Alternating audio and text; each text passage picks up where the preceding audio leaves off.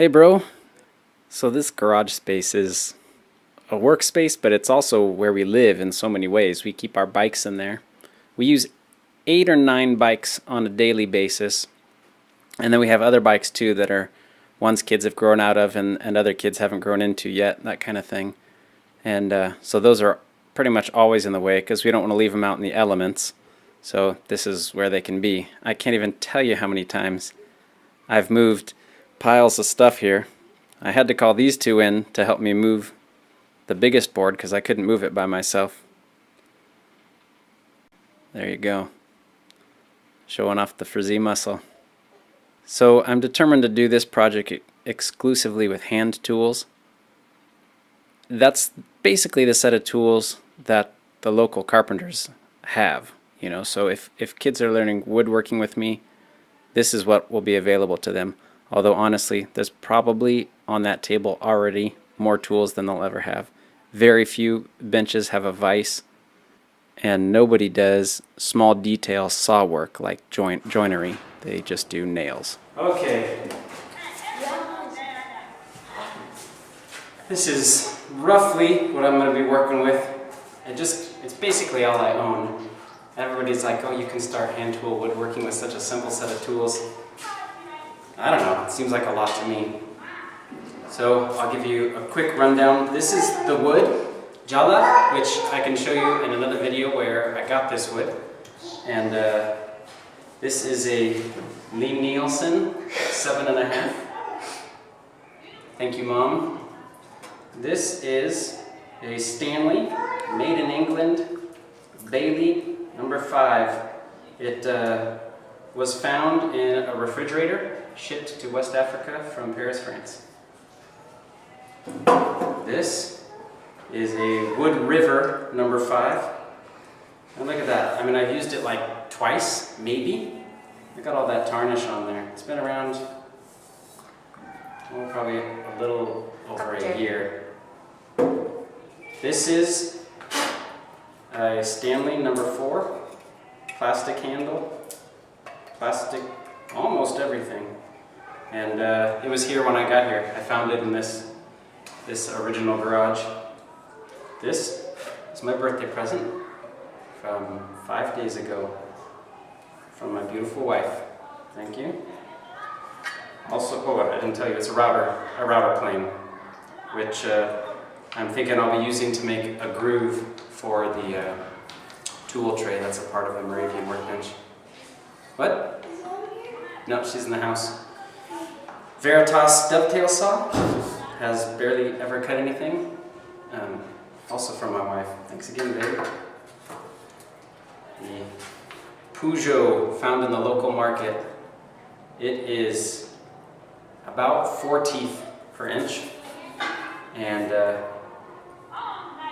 tried to sharpen it in a different video, and all you YouTube fans told me I was an idiot. So we're going to do it again, do it right. I think one of the factors too is the files. So I used a file I bought locally, which doesn't even feel very rough. So yeah, I think it'll be a little more elbow grease. This is a 3-square file, saw file. This one I found here in the garage. It's a little bit of a heavier cut. Maybe I'll do my initial passes with this one to get it, and then once it's good and sharp and tuned up right, then I can do it with the local saw file.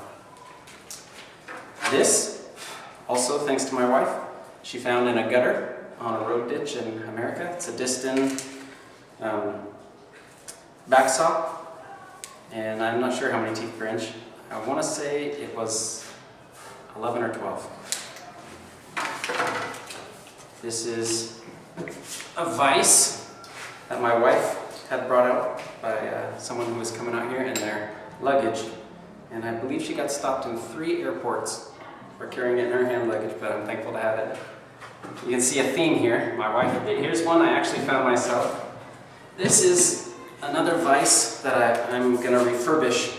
So I'll have 2 vices on the bench. I'll refurbish this one. I found this in the market. France au revoir. It's Goodbye France. stuff that people pick up in garage sales and ship over here. And fret saw, coping saw. I'll use these for some of the dovetail work. A saw set, because I will undoubtedly need to sharpen these saws. This one's from my brother, a marking gauge. And I also have marking gauges here.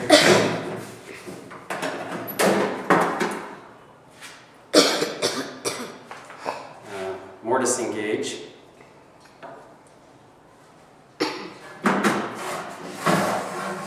Oh, this one was a, oh, what was it? 7 teeth per inch. Yep. Montgomery Ward's.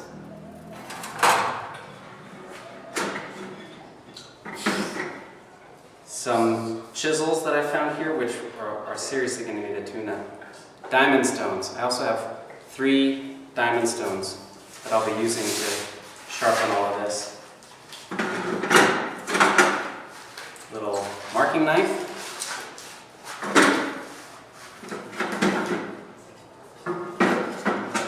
Some winding sticks that I made in a different video.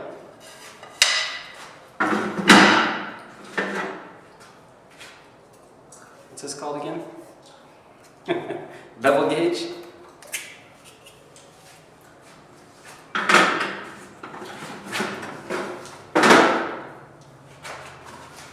What else? Carpenter's, or no, what's that called?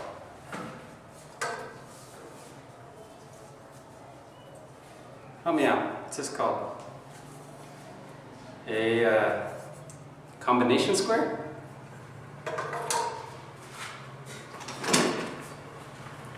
Eight-meter drill. I think that's about it.